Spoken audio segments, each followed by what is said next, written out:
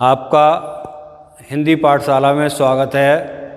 और आज कक्षा एकादश में यानी कक्षा 11 में तुलसीदास का जीवन परिचय।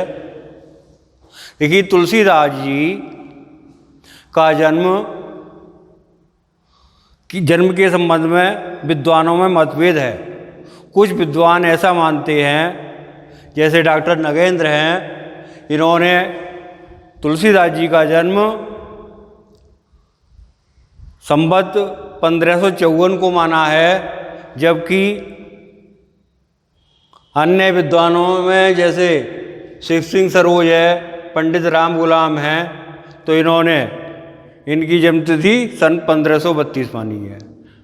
तो इस प्रकार ये मतभेद आज तक बना हुआ है।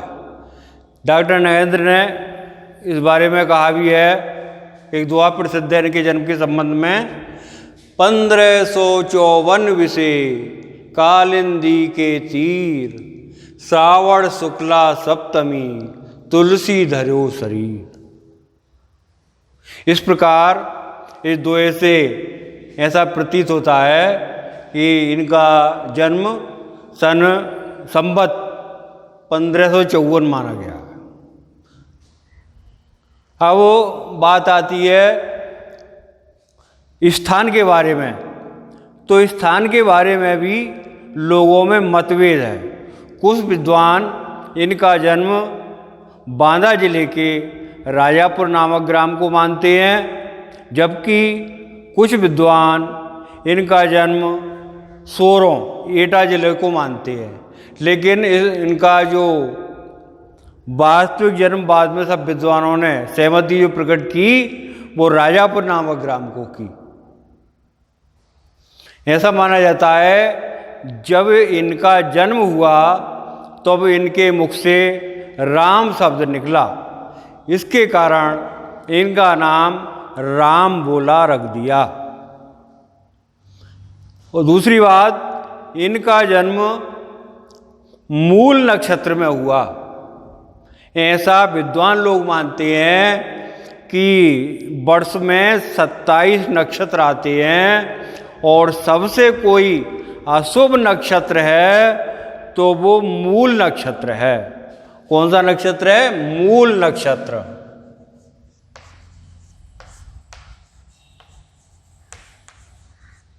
तो इस तरह से इनका जन्म मूल नक्षत्र में हुआ। इनके माता पिता ने इनको त्याग दिया।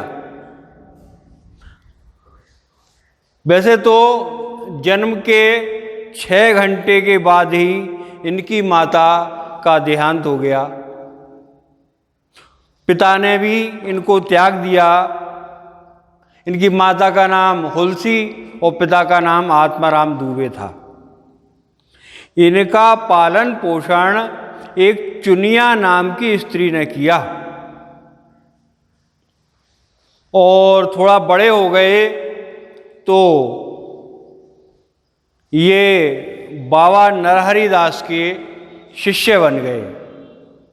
नरहरि दास जी ने उनका लालन पालन भी किया, साथ में वेद वेदांगों की शिक्षा भी प्रदान की।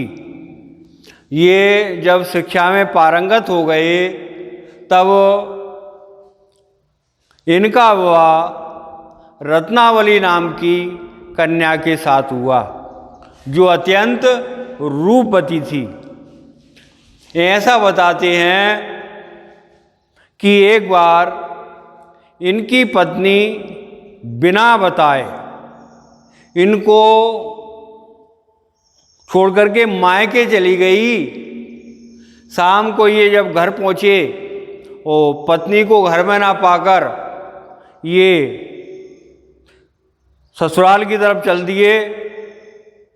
कोई नदी नाला उफान पर था, तो वहाँ एक मुर्दा बह करके जा रहा था, उस पर सवार हो गए और इस तरह से उन्होंने उस नदी को पार किया। जब ससुराल में पहुँचे तो मेन गेट का रास्ता बंद था, तो घर के पिछवाड़े गए। तो बरसात के दिन थे, तो छत पे से एक सांप लटक रहा था, बहुत लंबा सांप लटक रहा था। तो इन्होंने अपने मन में विचार किया, अरे हमारी पत्नी को पता था कि तुलसीदास जी आएंगे, तो उन्होंने ये रस्सी लटका दी है। सांप को रस्सी समझकर उसे पकड़ करके चढ़ गए। और जब पत्नी के पास पहुंचे, पत्नी ने इनको देखा तो बहुत गुस्से में आग बबूला हो गई। और आग बबूला होने के बाद उन्होंने कहा कि देखिए, आप मुझसे इतना प्रेम, मुझसे इतना स्नेह करते हैं, यदि इतना स्नेह तुम श्री राम से करो तो आपका बेड़ा ही पार हो जाए। इन्होंने क्या, इनकी पत्नी ने एक दोहा कहा। क्या दोहा था, मैं लिखता हूं।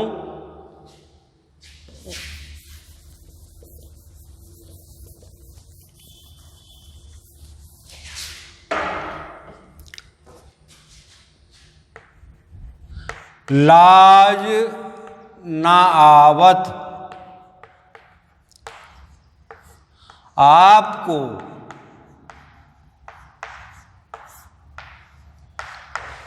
दौरेहू आयो साथ,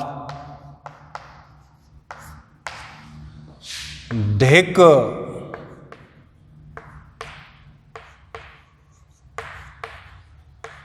धिक धिक ऐसे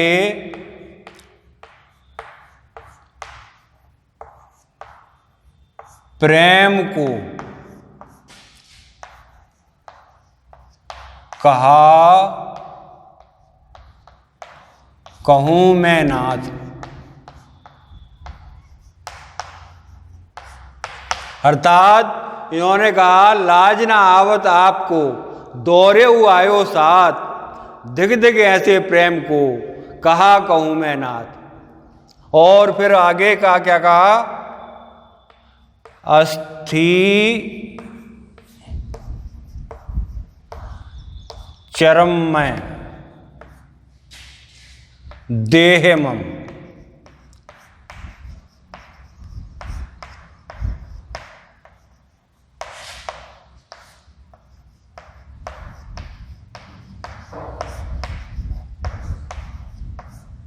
अस्थि चरम में देवम तामे ऐसी प्रीत।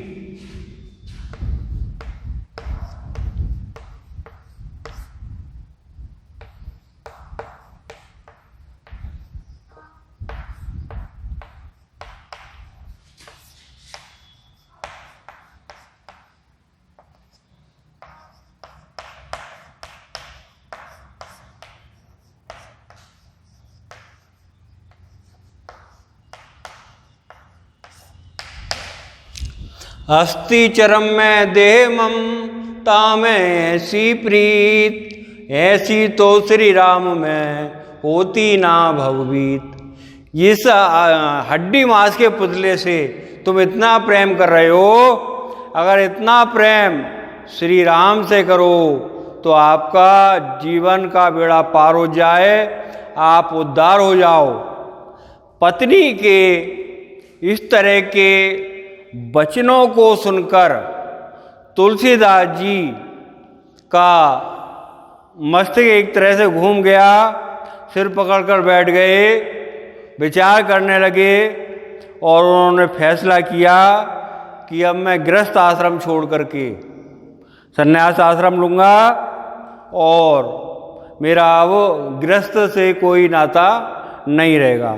अगले दिन अपने पत्नी से कह करके कि मैं अब इस सांसारिक वस्तुओं से मेरा मोह भंग हो गया है, आपसे भी मेरा मोह भंग हो गया है, अब मैं अपने जीवन का उद्धार करने के लिए भगवान की शरण में जाऊंगा। और ऐसा मानते हैं कि ये सीधे वहाँ से काशी पहुँचे और वहाँ कुछ विद्वानों से शिक्षा ग्रहण की और इसके बाद इन्होंने मुख्य रूप से 12 ग्रंथ लिखे। 12 ग्रंथों में सबसे जो मुख्य ग्रंथ है वो श्री रामचरितमानस है, जिसकी चर्चा और विशेषता और आदि की गणना भारत में ही नहीं बल्कि सारे संसार में वह लोक प्रसिद्ध महाकाव्य है श्री रामचरितमानस। ऐसा बताते हैं कि तुलसीदास जी राम भक्ति काव्यधारा के प्रतिनिधि कवि माने जाते हैं। वैसे तो इनसे 6 पीढ़ियां और पहले राम काव्य की धारावाही, लेकिन सबसे ज़्यादा श्रेय जो मिलता है वो गोस्वामी तुलसीदास जी को मिलता है। गोस्वामी तुलसीदास जी ने 12 रचनाएं लिखी और इनकी रचनाएं 2 भाषाओं में हैं।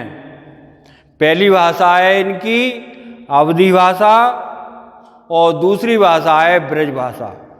तो जो महाकाव्य है श्री रामचरितमानस वो अवधी भाषा में लिखा गया है।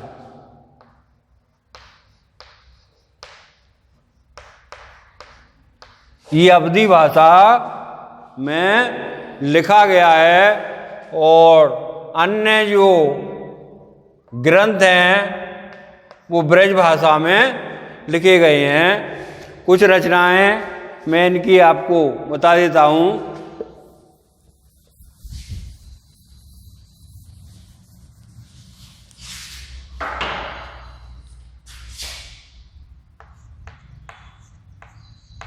नंबर 1 श्री राम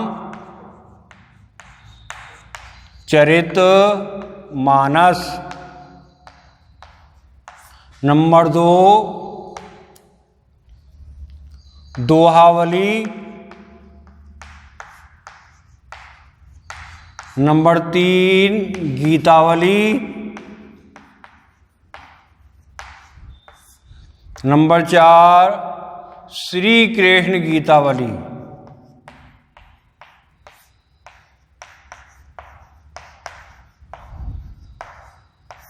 ऐसा बताते हैं कि इनकी भेंट सूरदास जी से हुई थी मथुरा में और उनसे तुलसीदास जी बड़े प्रभावित हुए और उनसे शिक्षा प्राप्त करके कुछ इन्होंने श्री कृष्ण गीतावली नामक ग्रंथ की रचना की।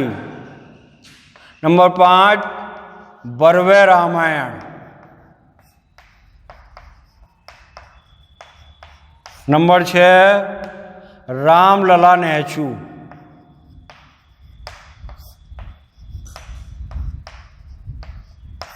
नंबर 7 रामाज्ञा प्रश्न।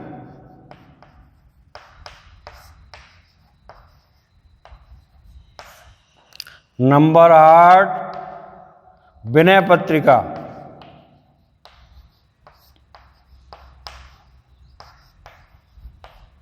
नंबर 9 कवितावली।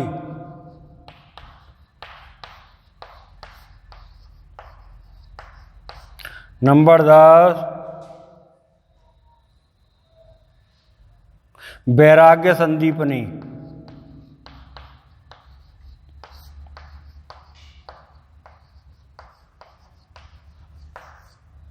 दो रचना और है इनकी, जानकी मंगल और पार्वती मंगल। तो इस तरह से इन्होंने 12 रचना लिखी। इन्होंने 12 रचना लिखी और इन रचनाओं को लिख करके एक तरह से ये अमर हो गए और इनका नाम सारे संसार में आज बड़े आदर के साथ लिया जाता है।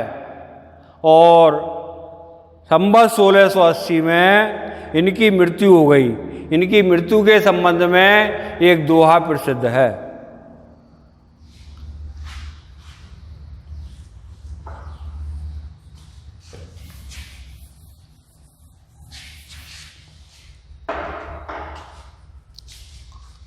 संवत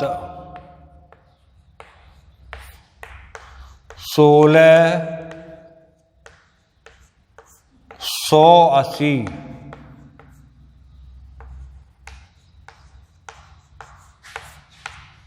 80 गंग के तीर।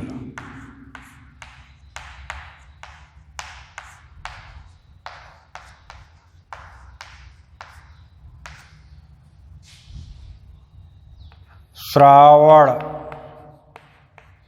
शुक्ला तीज शनि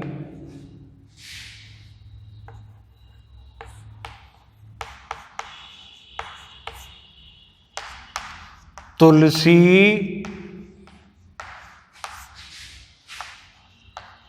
तजियो शरीर। इस तरह से ये इनके जन्म के संबंध में, मृत्यु के संबंध में ये दोहा प्रसिद्ध है। संवत 1680 80 गंग के तीर, श्रावण शुक्ला तीज शनि, तुलसी तयो शरीर। तुलसीदास जी ने 80 घाट पर इनका दाह संस्कार हुआ और इस तरह से इन्होंने अपना गुरु अपनी पत्नी को माना और इतनी रचना लिख करके एक तरह से अमर हो गए। और इनकी जो शैली है वो गेय पद है और मुक्तक शैली में भी इन्होंने रचना की है। विनय पत्रिका में इन्होंने श्री रामचंद्र जी से अपने उद्यार का वर्णन किया है। अवलो नसानी अब ना नसे हूँ, अब तक मैं बहुत भटक लिया, अब मैं और भटकना नहीं चाहता। तो इस प्रकार ये तुलसीदास का जीवन परिचय, भाषा शैली और रचनाएं आपने पढ़ी, इनको कंठस्थ कीजिए। शेष फिर अगली वीडियो में इनके पाठ का अवलोकन किया जाएगा, अर्थात पाठ पढ़ाया जाएगा। धन्यवाद।